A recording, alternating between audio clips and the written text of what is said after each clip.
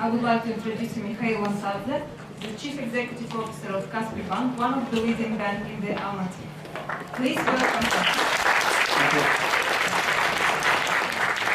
Some of you will be lunch and probably will be losers. That's very strange. Most of you will be okay. You will be on average. You'll do fine, and then very few of you will have lunch, will be number one, will be the best, will work with the best people, will grow, will learn, will develop yourself and everybody else.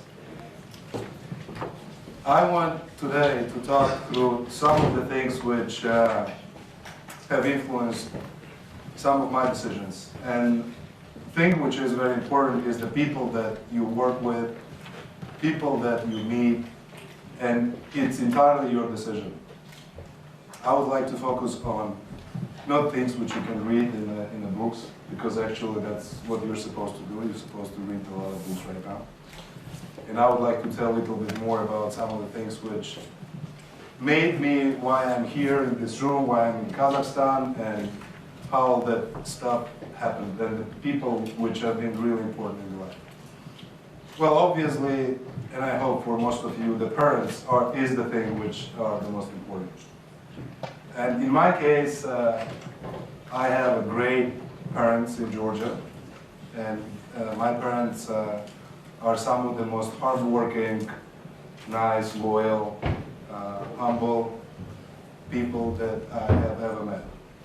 My mother is a teacher, but she was a housewife all the time, and my father is an ex-military officer who was in the Soviet Army. There was one thing which my family did, and that basically spending money on education all the time. We didn't have enough money for maybe food, night clothes, and things like that, but they have invested into learning. So I was extremely busy. Basically, I was always in mathematics, English, Georgian language, because I finished Russian school, and Russian language in a Russian school as well. And I was busy with the sports, and my mother made it incredible priority to invest and spend money on classes. Basically, as a result, I learned that I had to learn all the time. So my mother was shocked once when we had a neighbor, and she was basically telling that she would rather buy a leather suit for her son than pay for the English class. And my mother was really shocked. I mean, she was shocked to the extent that she didn't talk to this woman for a couple of months. But as a result of this, I didn't have time to do all sorts of stupid stuff. Obviously, I was fighting a lot in the school. And, but in general, I was really studying a lot and working hard. And in the school, I was in a Russian school, so what I learned is to push everybody around, because my parents were pushing me for grades. I was getting nice grades, because my mother especially was really pushing me really hard, and I was pushing everybody else. So I had a Russian teacher, and she made a big influence on me because she hated me. And she hated me to the extent when she wouldn't give me nice grades. And I didn't know the reason. You know, I was the only Georgian in the Russian class or something else, but she really, personally, professionally hated me. As a result, I mean, we had 5 points, right? So she would give me always 4. And I was sure I want 5, and I can do 5. So I would be standing in front of the class, and I would be telling her that, you know, here we have like 20 people or pupil in the class, right? You can ask me any question. And if I cannot respond to this question, I will sit down. And if I can respond, you give me 5. So as a result, I graduated with good in Russian, actually, and I had 5s. But there was one learning which this woman gave to me, and that learning was, I can get what I want, and if there are people which are trying to stop me from getting what I want, I have to push those people and myself. There is nothing impossible. We had a very little money in our family. So, for example, my mother would buy Snickers, and she would split Snickers in 4 pieces. 2 pieces today for sister and myself, and another 2 pieces tomorrow for sister and myself. We had also some crazy stuff, like we buy Fanta, and we drink this Fanta, and then my sister and myself, when we were kids, were smelling smell of Fanta. And we would put the water into this bottle, and would enjoy this nice-looking bottle of Fanta for another 2 months. So obviously, I had to make a decision that I want to make money. And I and my father, we started to trade things. So for example, there was one simple business which we did. We were buying bread in the morning. We were taking bread to the market. We would sell the bread. We would take cash. We would buy petrol. We would sell petrol. We would take more cash. We would buy more bread, and so on. We didn't make a lot of money, obviously, but there were a couple of things which I learned from this. Number one is that my father cannot do sales because he's ex-military officer. So basically, we would stand in the market. My father would be ashamed, so he would hide in the car, and I would stand in front of the car, and I would start selling. This is best bread. This is super fresh. Get 2 for price of 1. And so I learned that my father cannot sell, but actually I can. And the second basically was that I want to do business. Because I started to enjoy actually getting things done. I wouldn't say I enjoyed that much making money, but getting things done was pretty exciting. So as a result, my father wanted me to go to technological university in Georgia. It's called GPI at that time. Государственный политехнический институт, но если перевести, можно государственный дипломный идиот. And we basically, I wasn't really excited about it. So as a result, I went to the first private business school called Eurapean School of Management. And I basically went to my uncle, took money from him, applied, got accepted, and then told my father that I'm not in a technological university, but actually I went to some business school which just opened 3 months ago. And my father was great enough to support me, and he basically said that you can do whatever you want, and I'm fully supporting you. Actually, this was my first successful investment because I paid 5 years up front. It was not a lot of money. And I paid a 30% discount to the price list. And the head of this university till now talks how I actually got a substantial discount that studied in the school at the 50% of its price because the price was going up every year. But it was a great time. So it was the best people that I could meet. It was young, ambitious. Some of the professors were just fantastic. There was one person in general management and leadership, and he was so great that I think he is the best professor I have met in my life. He is a professor which would be much better than any professor at Harvard Business School. So he made a huge influence, and we had the 2 years, so I have best friends. They're still with me, actually some of them in Kaspi Bank. And I learned that actually there is a lot to learn. And the more I was learning, I was realizing that there is even more to learn. And basically, it was very exciting. But at some point then you decide, there is a 1 year when my father was getting salary as a military officer in macaroni. So he was getting spaghetti instead of cash. So we were eating the whole year macaroni. I tried macaroni grilled, well, fried, boiled, with salt, with sugar, with tomato sauce. I mean, in any form and shape you can imagine. I think Italian kitchen is a joke compared to what my mother invented. This macaroni for this. So since then I hate macaroni, by the way. I never eat macaroni.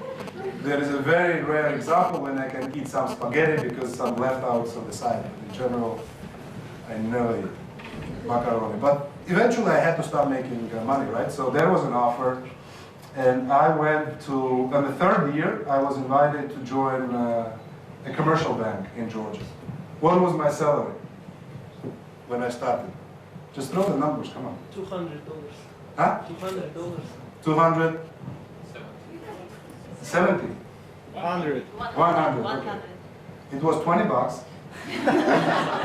So it was 10 times less than your first number, but it was a lot of money for me. So I worked there for 6 months. The one thing I realized in this company, that there was nobody to learn from. This was a company which would be somebody's lunch at some point, and the only things that people really enjoyed in this company is riding nice cars, having a nice office, having nice suits, and all sorts of other stuff. There was no challenge, there was no drive, there was nothing this company was creating whatsoever. And I decided that basically it's time to leave, because you don't want to be lunch with the company which is becoming lunch itself. Actually, that bank went bust. Or in 5, I don't remember. So basically, I started to look for a job, and there was a consulting project, which 2 smart guys, a small company, offered me. It was an interesting consulting project. I had to do loan savings, some due diligence. I spent most of my time in the library. They paid me $200. That was exactly 10 times more than I was making. It was incredible. It was very interesting. And then they made me an offer. What was the offer? Tell me the number. Okay, it was double. It was 40 bucks. We had a huge arguments about it. You just paid me 200 bucks, and now you're paying me 40 bucks. And they taught me something which is stable $40 every month, or $200 per project once a year. So obviously, I choose 40 bucks every month. And then there was another offer, which made a very famous company, which was, they offered me a CFO, and they offered me $500. Now I had to make a choice. A great famous company, a CFO position, $500, and then a small company with 2 guys offering me 40 bucks. What would be, guys, your decision? I mean, which one you would be choosing? It depends on it depends on perspectives. If the small company is quite potential and has the potential growth, you would probably choose the small company. Mm-hmm. If the big company is gonna down in a couple of years, you would probably reject that offer. Right. I choose a small company, so you guys are right, for 3 main reasons. Number 1, I choose it because there were just 2 incredibly smart guys. Really smart. The second, I choose it. I choose because I think the large company just had no idea what they're doing. I mean, how you can make an offer to a guy to take a CFO position in a large company in the 3rd-year grade in a university. I mean, this is pretty crazy, right? So I thought that I will be lunch. I thought that the company had no idea what they were doing, and the third reason, actually, I didn't care about the money. I just didn't know how I could spend 500 bucks. Really, it was so much money for me at that time. So I took this small company, these 2 guys, incredible people, have become my best friends, and this company was in Georgia, so we did a lot of consulting projects. I learned a lot, and they really changed my perspective, especially in an environment where I can work with the foreigners. So you can imagine, it's late 90s, it's Georgia, there is no light, there is no electricity, there is nothing, where it's a complete collapse, and suddenly there is a group of people that is trying to do something different, they just work with foreigners, they think about institutional programs and what can be done better, so it was really an exciting time. In 6 months, I actually realized that in spite of the fact that I was so young, I don't know why, maybe because my English was a little bit better, but eventually I understood that people were listening, and they were listening and they were doing things, and I was consulting some companies, so I just realized that why not do a own consulting firm? And I decided to do a consulting firm, which was mainly in audit, and I hired my professor in management, another professor in finance, and a bunch of my classmates. It was a great company. My classmates, on several projects were making up to $50 per day. Well, that's to a salary of $40, which I was offered before. I mean, the salary was doubling every month, by the way, in this small company. So The money was coming itself. So eventually we did this company. It was a great company. It was the best time. And what it taught is actually a feeling of responsibility. You know, if you have 15 or 20 people working with you, I mean, you actually realize that you have to pay salary to these people. You have to negotiate contracts. You have to get business done. You are making mistakes. But at such a young age, what was the most important feeling for me is that there are people that depend on how company is doing. So we built the best and the largest consulting firm in Georgia and Caucasus. We actually merged that firm with these two bright guys. So we became partners. So these people actually merged, we merged these two companies. It became, the name of the company became a Georgian Consulting Group.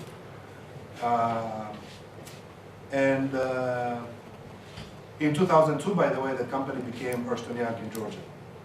And the legal firm has become a DLA Piper, which is the biggest law firm in CIS. So we had a lot of great time, but I had this one dream which was pretty crazy. I wanted to go to Harvard.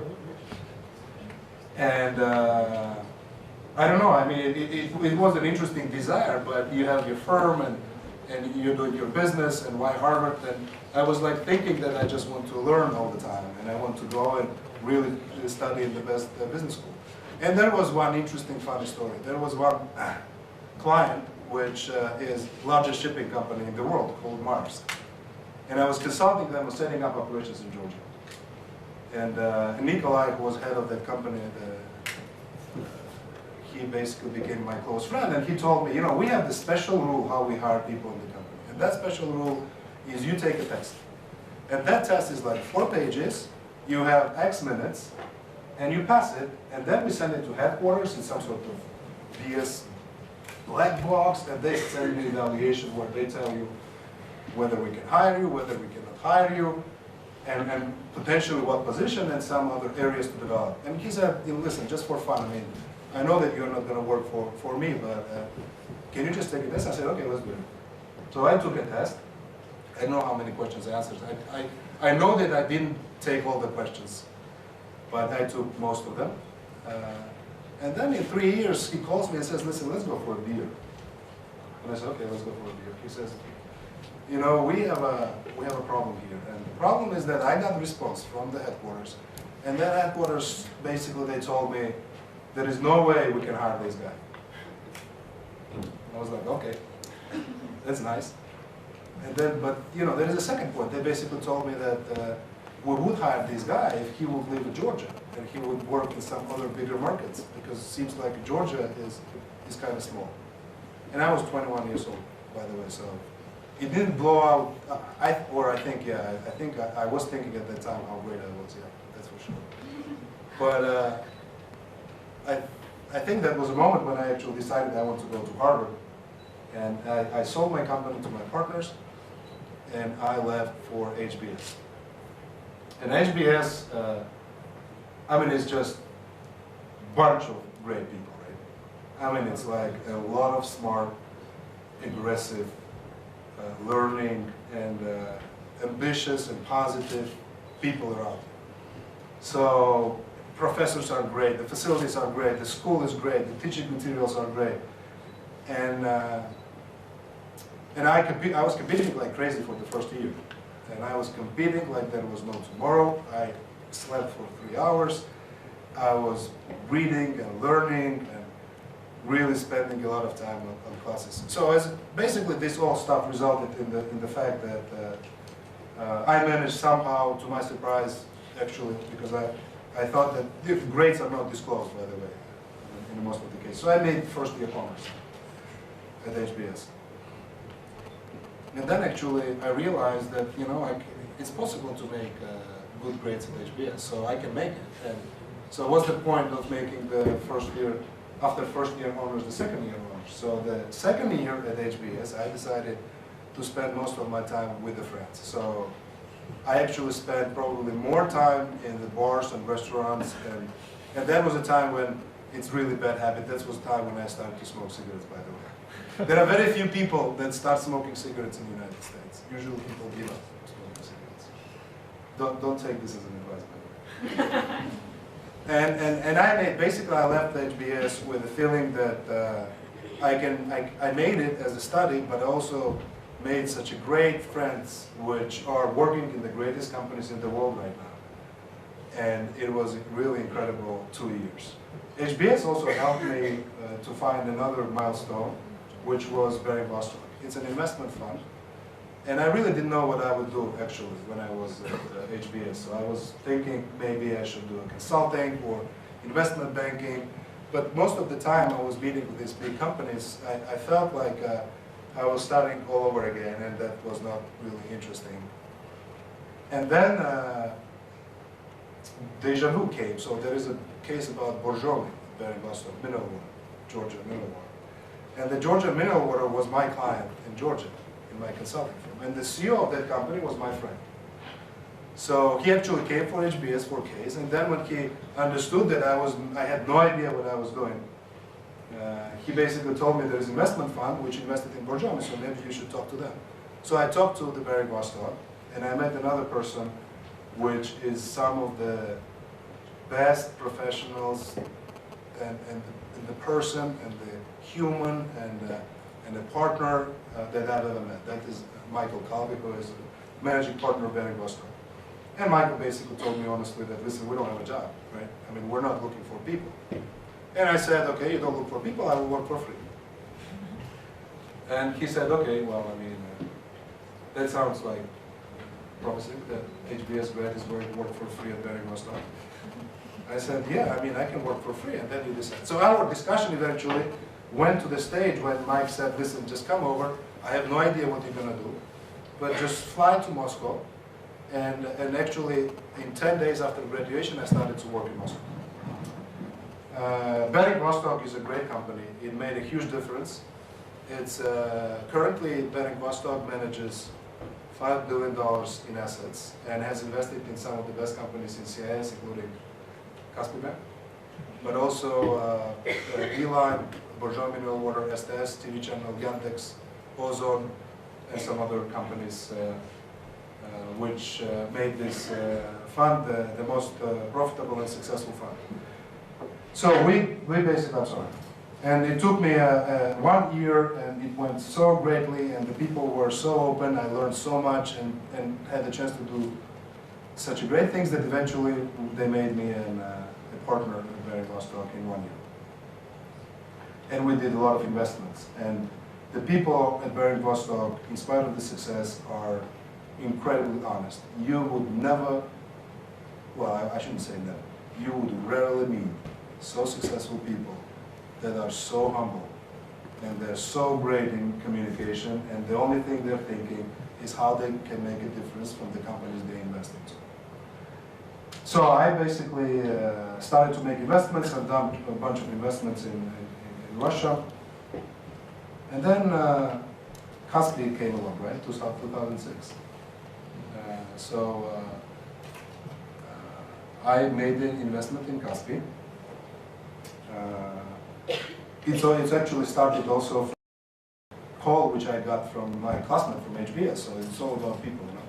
So my classmate of HBS, who is actually from Almaty, he gave me a call and he said that I'm working in this bank and do you want to invest? And I said, yeah, I will fly over and let's see. So eventually I was coming here to invest and I thought I would be spending 6 months to the most.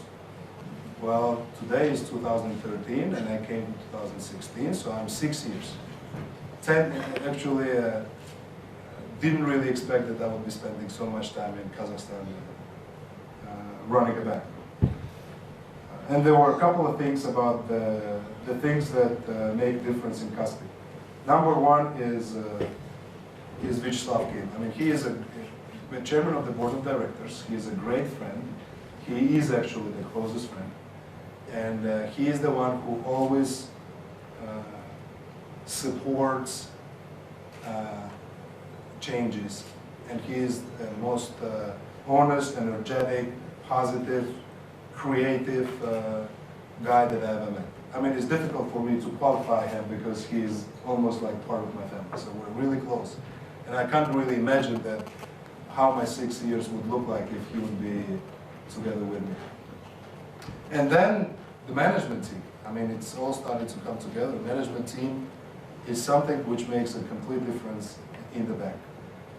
older you will, I'm not too old, right? With the time, guys, you will understand that people are making a huge difference. The one thing which makes difference at Kaspi is the people that work in Kaspi. Those are the people which being brought from various functions. Most of them are not bankers. They're young, ambitious, dynamic, positive, looking for learning and change. And those are the people that have grown together with the company. Those are the people that are getting every day the simple things done which make this company really strong and great and the leading. So I would say that the management team is really a very strong asset that Kaspi Bank has. Now, it also came a little bit together, right? So there is the CIO, who is the chief IT officer in our bank, is the person that was teaching me in the Georgian Business School. And he was also my colleague in the Georgian Consulting Company. The guy who is a CFO, he was CFO of Ernst Young for Caucasus and Central Asia. And he actually was a CFO of Ernst Young in Georgia as well. And then we have this great young team which we've collected from everywhere. In Kazakhstan, in Russia, in Ukraine, the colleague from Vostok joined. So we have truly international team which actually makes a lot of changes, and I believe that together is doing all sorts of great stuff. And most importantly is learning how to make changes.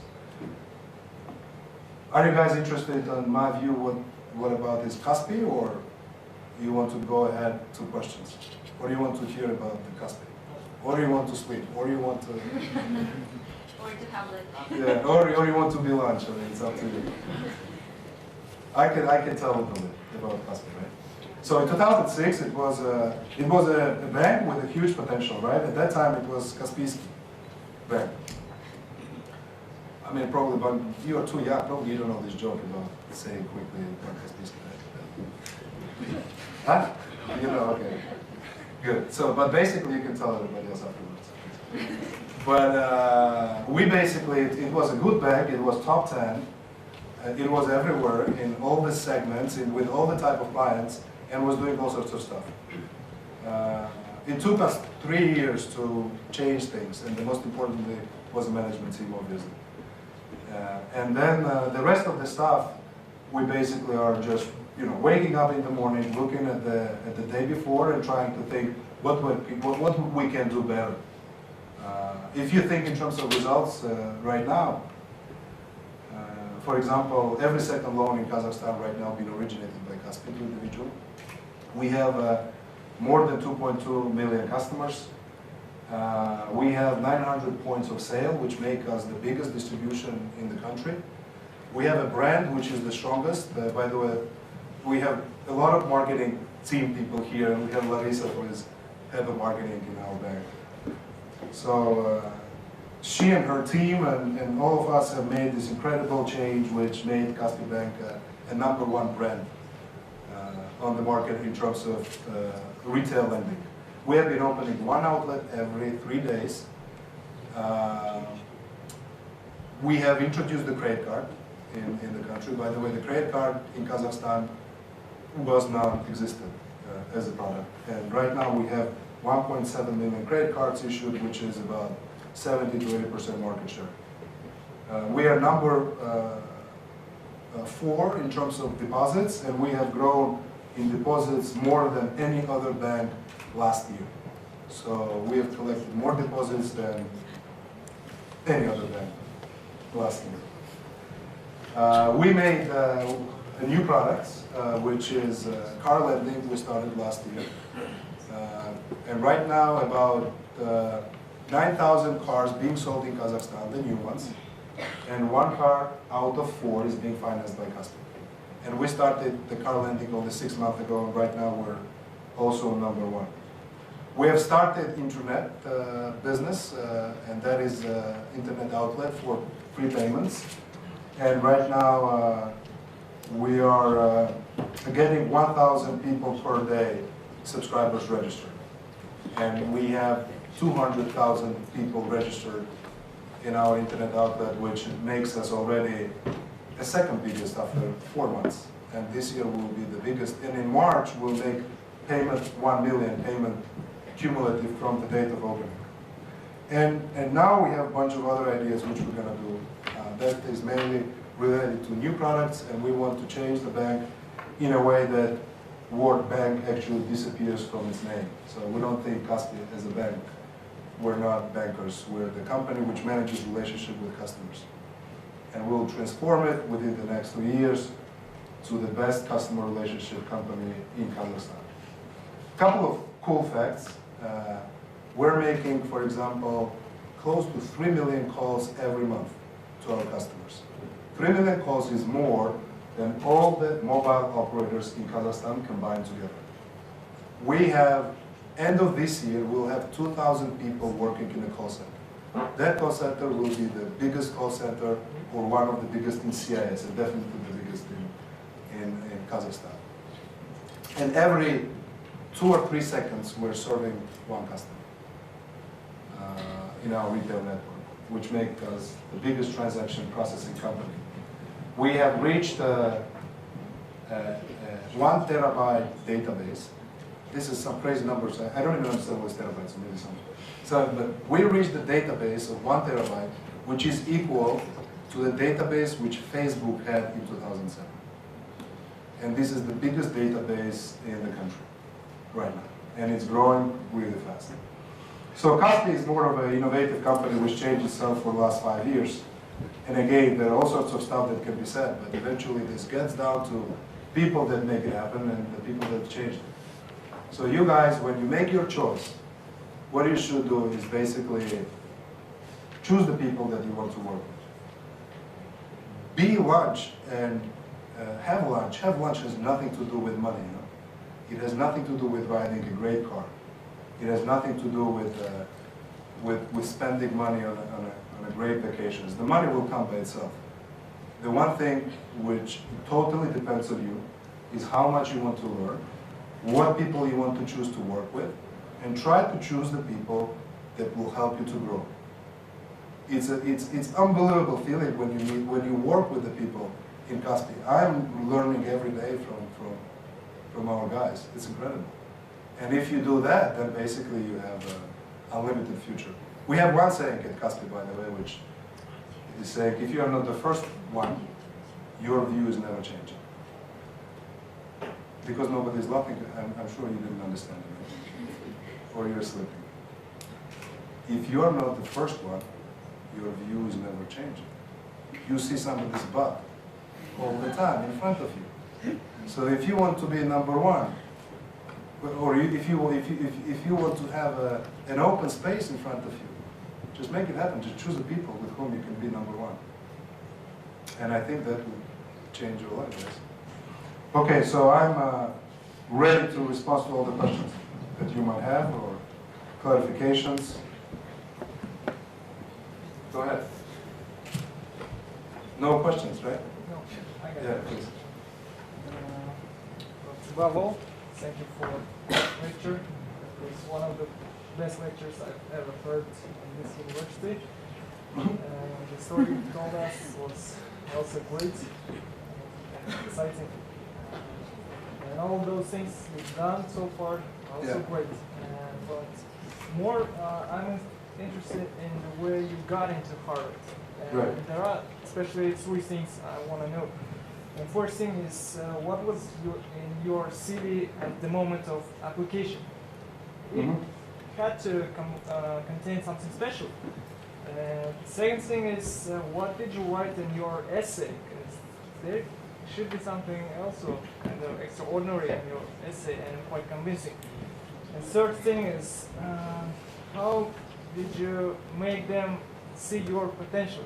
Because obviously you've got a potential, and you make them believe in yourself, believe in your potential, and how did you convince them? So if you share this kind of... Okay, so there are 2 parts, is what to write in the essay and how to get to Harvard, right? So the 2 questions, okay. How to get to Harvard, that was not easy. Basically what happens was very simple. I met a person, which I have not been fair not mentioning him because he really changed a lot of stuff. And this was the first Georgian graduate of HBS in '52. This was the people that left after revolution. So he was raised. He was raised in US and he went to business school. So we met, and he basically inspired me for HBS. So I did actually apply, but nothing free comes. There is no free lunch. So I applied once and I was rejected. Okay, so I said, this is crazy, how they can reject me. And I tried really hard to write the right essay, like, that's what you're trying to learn. So I basically called HBS and I talked to the admissions officer. And that admissions officer happened to be leaving HBS because admissions officer meet with the potential students. And he said, I'm leaving, so why not you just come over and talk to me. So I flew to US and I met the head of admissions. And we went through the background and he basically said, he had 15 minutes and the conversation went for 1 hour. That was a good sign. And then he basically told me that, listen, the one thing I can tell you, even though I'm leaving HBS, that I'm just realizing that HBS admission process is not perfect. So that one statement basically made everything else pretty clear. So the only thing I had to do is I had to write essays for next year, not make any grammar mistakes, and make sure that all the facts are being described and accomplishments. So I was accepted from the second time to HBS. The one thing I can tell you, I really hate when people are doing things for resume or trying to write things for being accepted, even though I would say probably every second of my classmates at HBS did it. So what HBS is looking for, I wouldn't say how you should write your essay, but I would say what HBS is looking for. So HBS is looking for accomplishments. It's looking for people that can make a change. They're looking for people that can be leaders after they graduate. So they don't like people that talk a lot of bullshit. That's why in essays you have 300 words maximum you can write, for example. They always limit number of words you can write. They ask you about accomplishment, they ask you about your failures and what you learn from them. And all those questions are actually have only one goal. They want to hire people that can be successful. And there's a high probability that they will be successful. And eventually you will end up probably with the interview. And during the interview they also will ask you such questions. And then they will combine your writing with your interview and with letter of references which people provided you. And all that together, then they will take 100,000 people or 200,000 people that wrote almost the same stuff that you did. And they will try to find something unique about you, which will make you different from everybody else. So that's basically how they make their decisions. So you should show that you are somebody who can get things done, who is a true leader, and also who is the one who is changing things. And if you can communicate this through letters of references, essays, and interview, you have a high chance of being accepted. And there is one thing which I should tell you. The fact that you are from Kazakhstan is already making you unique. By the way. Serious. All the emerging markets applicants. Yes, please. You are asking a question, right? Привет. Mikhail, thank you for the drive. Your team added to the net on 4 months. And the question is, what are the main points of your HR policy? By the way, you should do a card with us. I think it would be good. Yeah. But in terms of our HR policy is actually pretty simple. There are a couple of things which are important, right? Number one is that we truly believe into competition. So basically, that means you compete all the time. You compete in the school. You compete with the friends. Guys compete for girls. Girls compete for guys. You compete in business. You compete in sports, everywhere. So basically, we have I truly believe that competition is important, and we have force ranking for 60% of our staff. That basically means that we rank regularly, almost every month, 60% of 7,000 people that work in the bank. And we define 20% top performance, 70% middle, and 10% worst. And the worst performing people, if you get bottom 10%, 3 consecutive months, you are fired. So that basically is about competition. So the best people get more money. Number 2 is that we are trying to grow people from within. So for example, we have a limitation that we wouldn't actually hire, in most of the cases, we wouldn't hire somebody from another bank. We would hire somebody as a salesperson out of university, then we'll invest, we'll grow this person will become a sales manager, then the head of the city, head of the region, and so on. And we have, we're not hiring people that have another bank experience, because I believe that another bank's experience is damaging to our experience. So that's basically it, and the rest is just the regular HR policies. I wouldn't say that there is something, bonuses and stuff, but that's regular. Nothing really extraordinary. But I think making force ranking is important. I don't think we live in communism, so people are not equal, right? You have to fire people and hire as well. Okay, let's start from you and then. Sorry. I would like also to thank you for your lecture, and my question is, it's not a secret that in Kazakhstan there is a high level of corruption. Yeah. How do you deal with it, and is there something special? Well, yeah. I prosecute people. I put people to jail. The people that steal money go to jail. Basically, that was a huge and unfortunate corruption. Internal or in general, any corruption? Any corruption, I mean, there is nothing that you're gonna learn from me new, right? So you know it better than me, and we're just in a retail business, and we're actually developing ourselves pretty successfully. Now, in terms of internally, because the bank in 2006 was just a regular bank, so we had all sorts of misuses of money. So probably maybe first 2 years, or even 3, was a lot of, how should I say? We had to clean a lot of shit, yes, basically. So a lot of people went to jail for stealing money out of the bank. And right now we're focused on this. It's our important priority, and basically I believe that our management team is the team which is actually focused only on getting results done, differently from other companies. When you get up in 2006 from Kaspi Bank to get in Kazakhstan market, have you been scared, or maybe have you been with big issues to go to Kazakhstan market? Because that time we have 4 at least strongest banks.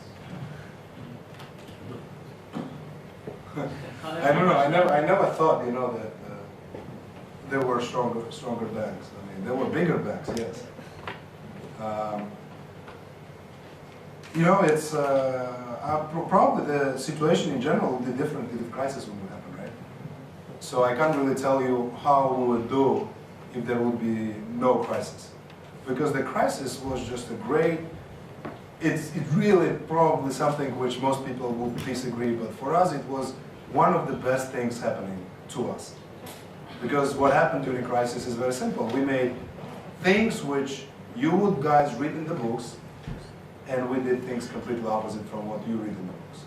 So during crisis, people downsized. They cut operating expenses. We actually hired people. We increased our operating expenses. First thing people do during the crisis, can somebody tell us which is the first item which gets cut during the crisis? Marketing, right. Who said marketing? Okay, so I said marketing. I heard marketing. So now this is bad. I'm sorry to talk to myself. This is bad. Anyway, we became the biggest marketing spender in the country. And today we're one of the biggest marketing spenders in Kazakhstan, not among the banks, but also among all the brands and the companies. And the third thing, what we have done is we started to open outlets. So people shut down outlets. They reduced the number of sales points. We increased the number of sales points. So again, I mean, we hired people, we increased marketing, and we opened outlets. And as a result, when everybody else was trying to focus on cleaning up some problems and couldn't put their things together, we actually were doing both. We were putting the problems and solving them, but also growing like really taking market share. So that's basically what helped us to become leader in Kazakhstan. And as far as other banks, we don't. I wouldn't say that we compete with other banks. Yeah, we compete for client with other banks. We compete with IT for hiring the best IT people on the market and some other professionals. That's what we compete with. But I don't know. Right now, I don't feel like people are catching up. Please. Thank you very much for the lecture. That Sure. was great. And could you answer, what is leadership for you, and what is your leadership style? Well, I don't know. Larissa probably can say more about my leadership style. I mean, I don't know. It's a difficult question. You know, it's actually a very difficult lecture for me because I don't really have time to look around. You know, I don't have a time to look back. I don't have time to look aside. I'm just focused together with our team of getting things done. So this is the first time I'm telling some stuff, which I usually wouldn't.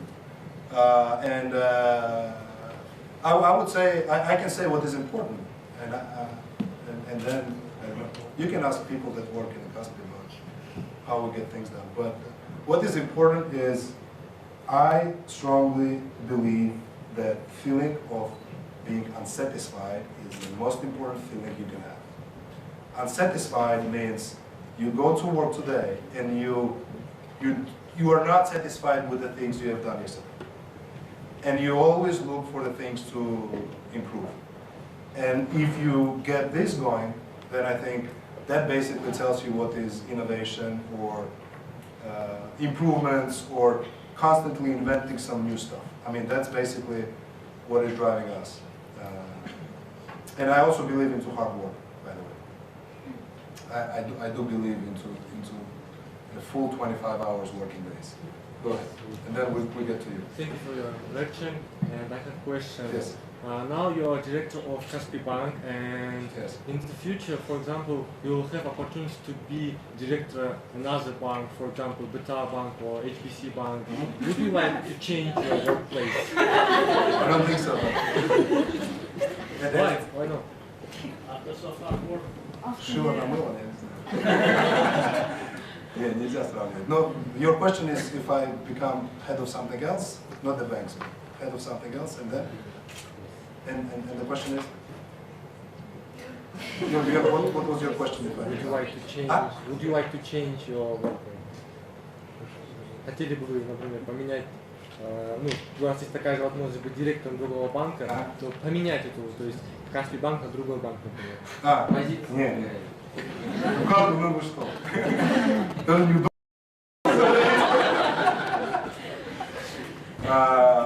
No, I mean, Kaspi for me is a huge personal investment. I mean, this is the best roller coaster trip that I have, and I'm still having it. And this is extremely rewarding, and every moment is extremely challenging. And yes, we all are getting tired, we're making mistakes, but you know, I just don't see anything that would make me to change what I'm doing right now. And most importantly, it's not about Kaspi, it's about the team. You know, call it Kaspi, call it whatever. I mean, with this management team, I'm ready to swim anywhere and capture any market and kill any competition and make any change anywhere. There are things which we'll be doing in Kazakhstan, by the way, and we'll be making investments and probably making investment into other companies. But that doesn't mean that I'm the one to run the companies, but we'll be investing, including Vostok and the Kaspi Bank with its shareholders. But for the foreseeable future, we have no time to relax, you know? Exactly, those banks which you just mentioned, and another 32 or 33, you know? We have to be so hard that our butt is like, it's really hard. That's what we're working on. Please. Thank you. as I understood, that during your first step in your career, during your young age, you have found lots of people whom you want to work with. And actually, as I understood, they are all male. And what do you actually think about women in business? Yeah, this is like, it's actually, it's pretty surprising that you were taking notes, male, female, male, female. I actually said about the two guys that I worked with, I didn't say they were males. So guys, I understood that they're male, because and we Yeah, but they're male. had lots of people here, and lots of leaders, they are males. Most people- This is a very short answer to this question, and the answer is pretty straightforward. I never care about nationality, sex preferences, female, male, nothing. The only thing I care about is the result. If there is a result, there is a job, and there is a person. If there is no result, there is no job, there is no person. That's it. And in our team at Kaspi Bank, out of 12 people, 50-50, right? Mm-hmm. So 50% are female, and the 50% are male. And if you ask me personally, actually, in general, female leaders are very strong and extremely loyal and pushy, by the way. The guys are sometimes. But I have no preferences whatsoever. Right. Yeah, yes. I have a question. I explored that your bank have marketing attitude very incredible and creative.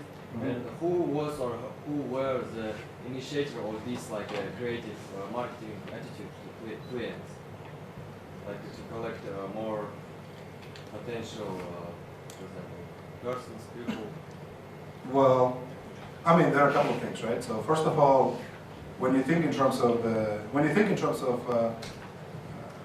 advertising, that's what you refer to marketing, because the entire bank is marketing, right? Yeah.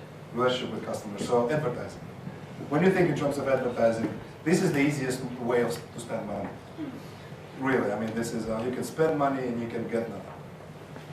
So foundation for our promotion campaigns is actually, and we're getting better every year at it, is talking about the things which are important for our customers, the things which make us different from our competition. So we wouldn't be showing you some only nice looking stuff, you know? I mean, if we are working on the weekends, and we are the only bank in Kazakhstan working on the weekends, we will tell our customers that we are the bank working on the weekends. If you are originating loan with a one document, and there are few banks or no banks doing actually truly one document, we'll tell you one document. So basically, that's the foundation of it. So we try to talk only about the things which we work hard to make our customers have a better relationship with us.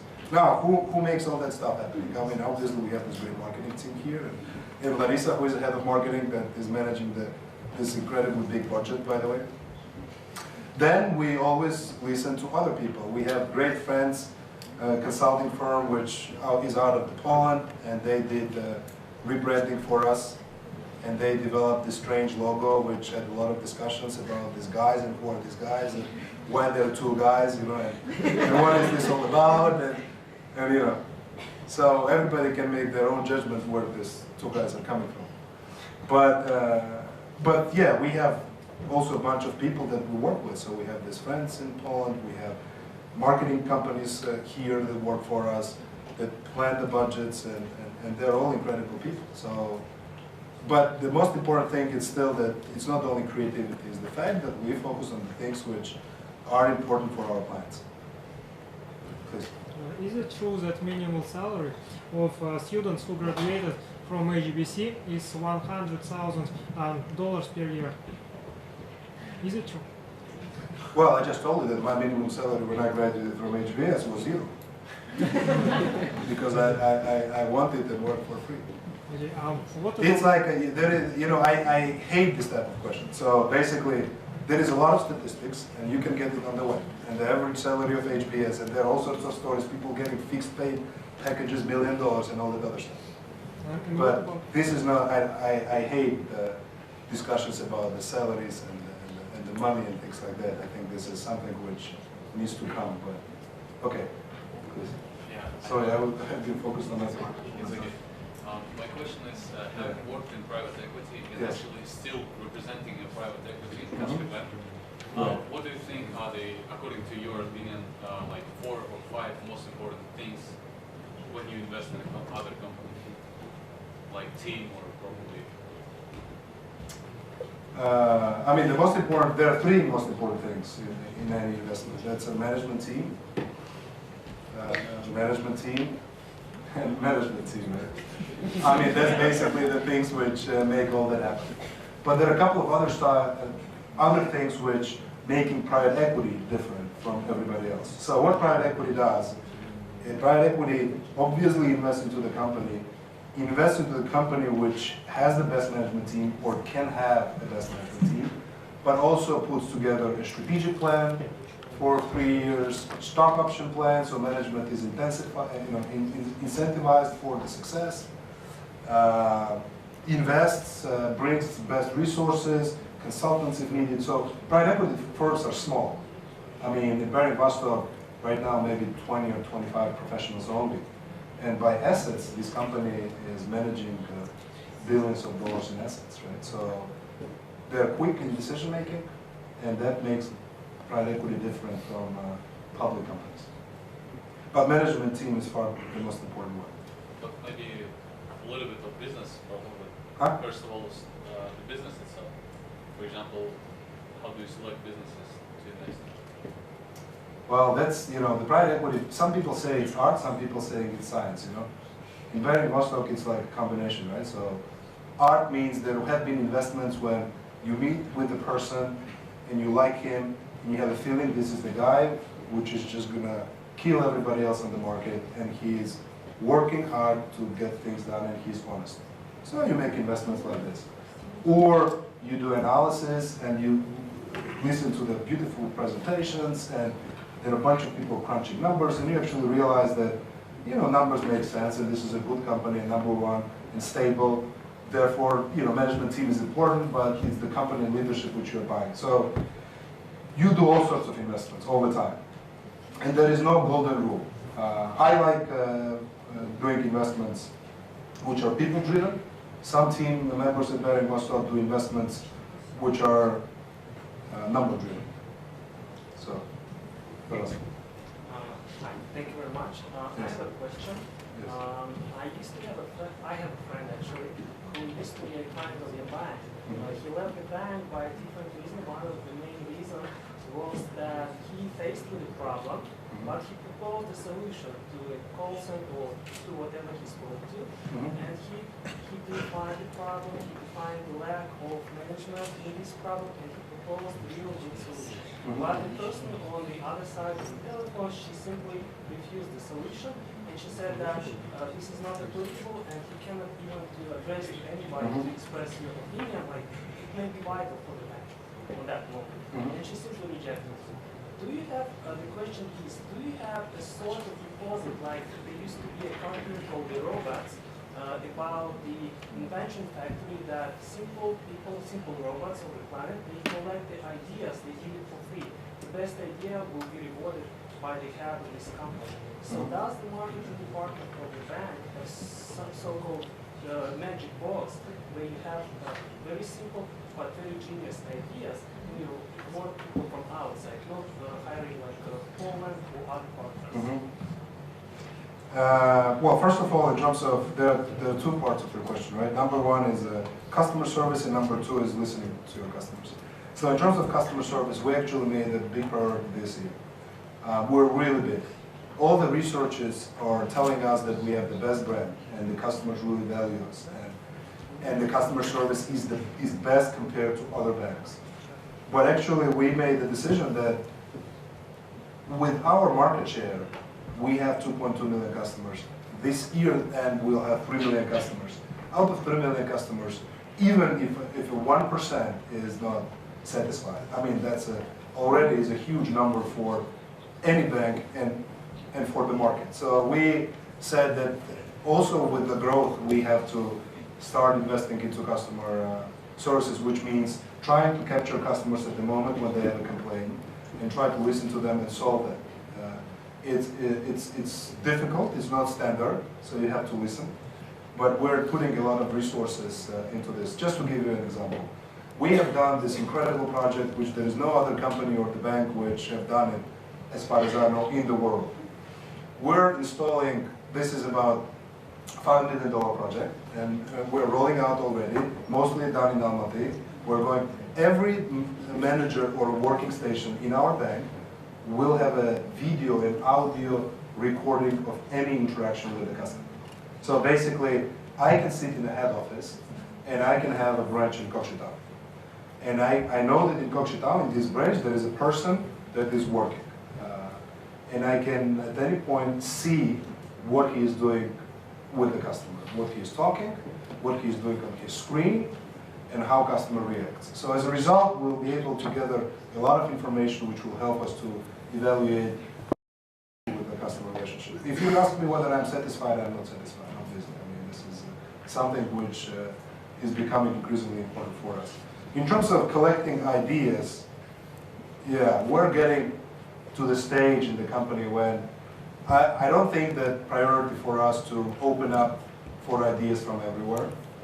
I think too many ideas is not good, as well as no ideas. But we are actually planning to launch this year a Kaspi idea process when our employees can generate ideas for improvement. And then we always do like this. So we first do internally, and if we like it, then we will open up for others. But I'm not a lot of talk guy and hearing a lot of too many ideas. I think we know exactly what we want to do, and we would like to focus on the prioritized stuff. Please. Lady first, Christina, yes. Thank you very much for a very inspiring lecture.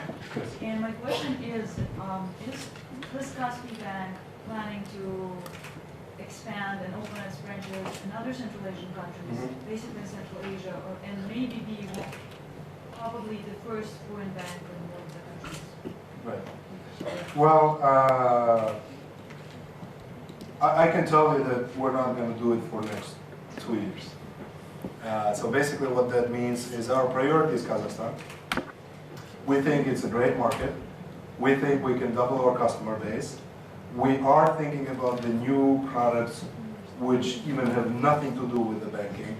With the banking, I mean pure banking, sell loan or get deposit. So we are a customer relationship management company. So you will see over the course of the next 2 years some of really exciting stuff which we're going to offer our customers. And we would like to expand around customers in Kazakhstan itself. We have been going around other countries because there is always an option that either you expand around your customer and offer him more products and leverage your own infrastructure and knowledge and management resources, or you say, no, I would like to, I'm the best in taking deposits and giving loans, so I would rather extend this outside of the country. But we have chosen that, no, we would like around our customers to develop some more stuff, especially it's, this internet and all that stuff is so exciting. I mean, you will see Kaspi Bank going online. Who has a Mail.ru accounts? Have you noticed that it's like almost like a Kaspi Bank mailbox, looks like that? So we have, we're the biggest advertiser on the internet this year. And we are rolling out a lot of great projects, and I think you will see a lot of action. And it will be nice because this type of stuff usually young people like. So for 2 years, Kazakhstan is a priority, and then we'll see. Maybe we expand somewhere else. Yes, please, and then you. Yes, yes. For me, interesting fact that you are saying that you are not banking. Also, your company will have good relationships with customers. Right. What did you say about small, medium enterprises and agricultural sector customers to improve their business? Because for me interesting, after graduation, most students want to open your own business and not go to someone to hire. Somebody's opening his own business. Well, I mean, you know, you are asking somebody who has been opening his own business. So I guess, I mean, if you guys have a drive and you are with the right people, do it. I mean, you can get the same track by working with the great people in a bigger company. I mean, it's all about people. That's pretty much, for me, it's all about people. No, For then helping the SMEs? Okay, well, then you have several strategies, right? So for example, you develop your strategy around the products, and you say, I mean, okay, somebody is really working really hard there. Hard work. Huh? Yeah. Hard work. So he's trying to ask questions. But, so basically, or he disagrees with me anyway. So we have, you have a strategy developed around the product. So you say, I want to be in loans, and I want to give loans to everybody. So I want to give the loans to individuals, to SMEs, to corporate. Another strategy, you say that I want to be around the customer. So I say, I want to work with individuals only. And then I will think about products which I would like to offer those individuals. So actually, we have decided 5 years ago or 6 years ago that retail and working with individuals is the biggest potential. It's most difficult, but if you get it done, nobody else can repeat it.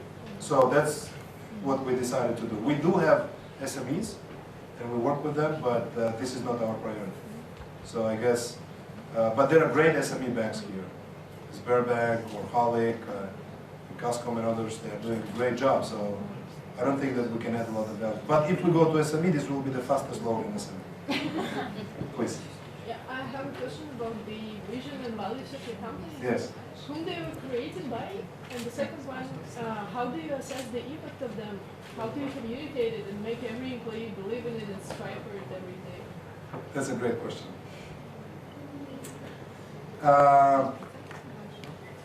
I think we'll come to it.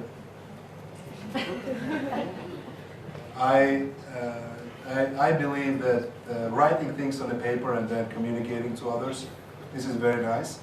In most of the companies, it basically stays on the paper. And this is something which just people use in the presentations. So what we have are, you know, I would say maybe, I don't know, 2 things.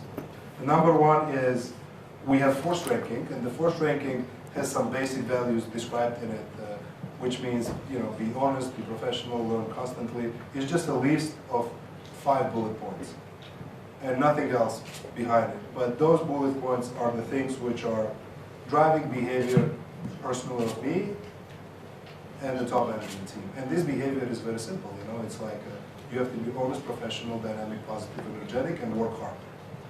And there is nothing stronger in communication than your own behavior.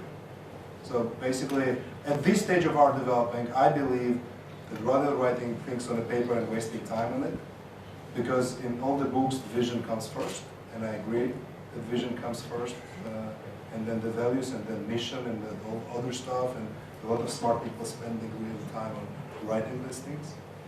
I think by your own behavior, if you just don't have the time to do it, you can actually communicate what the company stands for.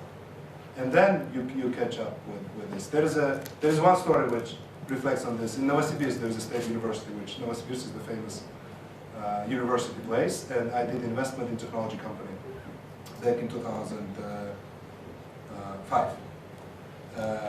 And I learned how they build the roads in this university. It was very interesting. They built the university first, Garadok, and then they didn't build the roads. So they let people to walk.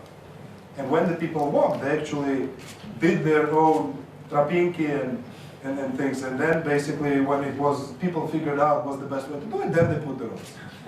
So I'm not sure if that explains where we are in terms of putting on the paper this golden proof, 10 bullet point values and things like that. But we'll do it. I think it's right now we feel necessity of it because it's just a big company. It's 7,000 people. I mean, it's huge. So. Yes. Okay. Success, I have a microphone. Yeah, it's okay. I have a personal kind of question. There are 3 to you. The first one is what kind of personal investments do you do and why? And the third one is how do you manage stress? How I manage? Stress. Stress. So, what do you do to calm down when you're stressed out? Yeah. Well, in terms of personal investments, I have no personal investments. So basically, we have decided to do one investment just recently. Sorry, it's not a business investment. Personal. What do you do with your savings? Do you invest into assets? What's savings? Savings. $1 is also a saving. Do you put a deposit or invest into business or something, and why? Right. I mean, I can tell you that I do nothing with the savings. So basically, I am really bad in managing my own personal affairs because I truly believe I'm not, I don't want to spend my time on something which is not important for me. So, I get the salary and get compensated and get dividends and things like that as a partner and shareholder.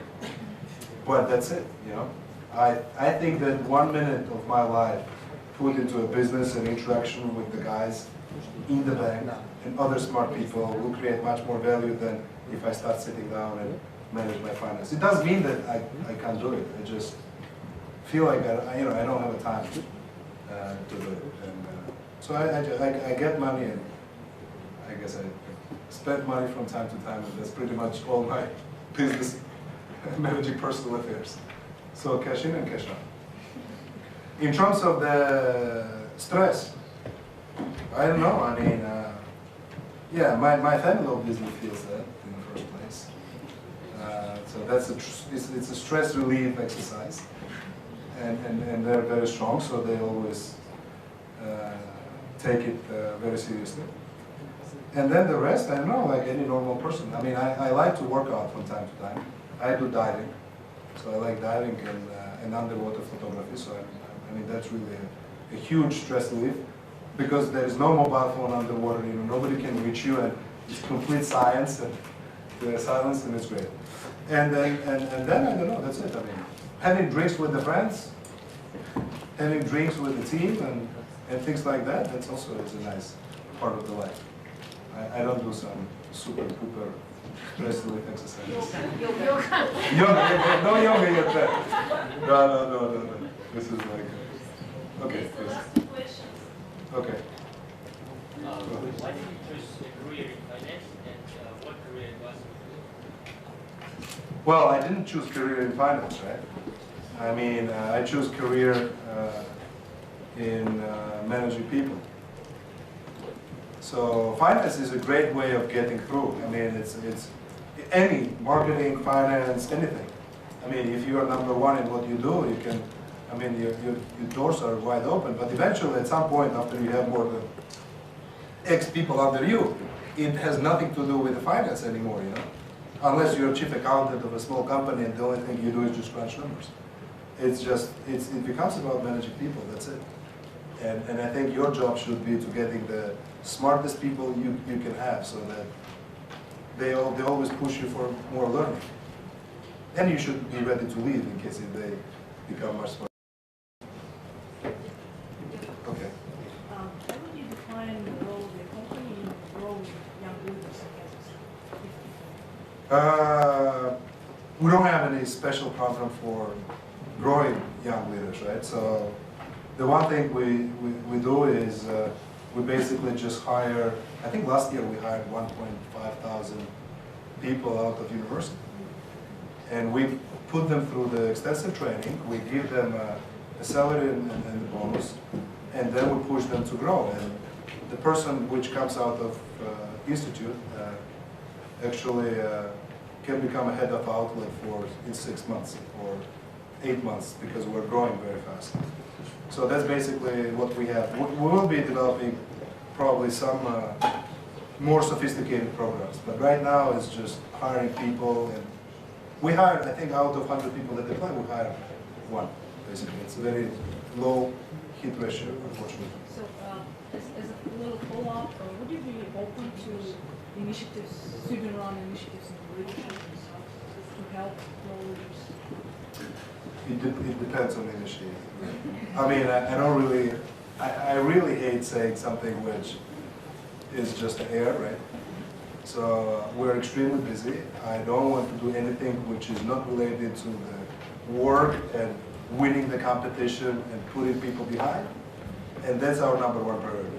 So if there is something which is helping us to kill our competition, you're welcome. If there is something which is just too general, I mean, we just don't have time for this type of stuff.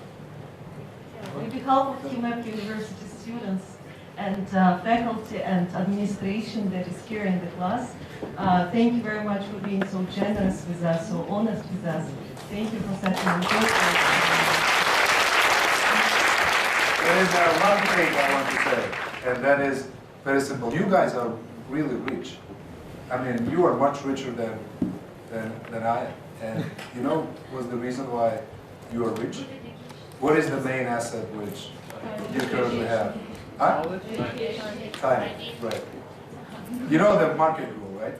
This thing is worth exactly as much as people are willing to pay for it. So the market will allow to trade time. There was this movie, which was a stupid movie, but the time, I think it was, right? So if you could buy time and you could sell time, all these guys which are super rich, you know, Warren Buffett, Bill Gates, I mean, all these guys would be buying massive amounts of time because that's what they don't have. And you guys are extremely rich. I mean, you have time. So please, I mean, don't waste it. Just wake up every morning. See if you have the right people with you. And if you just don't have them, either change yourself, change something about it. Because you guys really have a fantastic opportunity. I mean, you have time, you're young. So please, guys, don't waste time. Make things different. Just push everybody. Disrupt things, you know? Get something new. Don't waste it. Thanks a lot.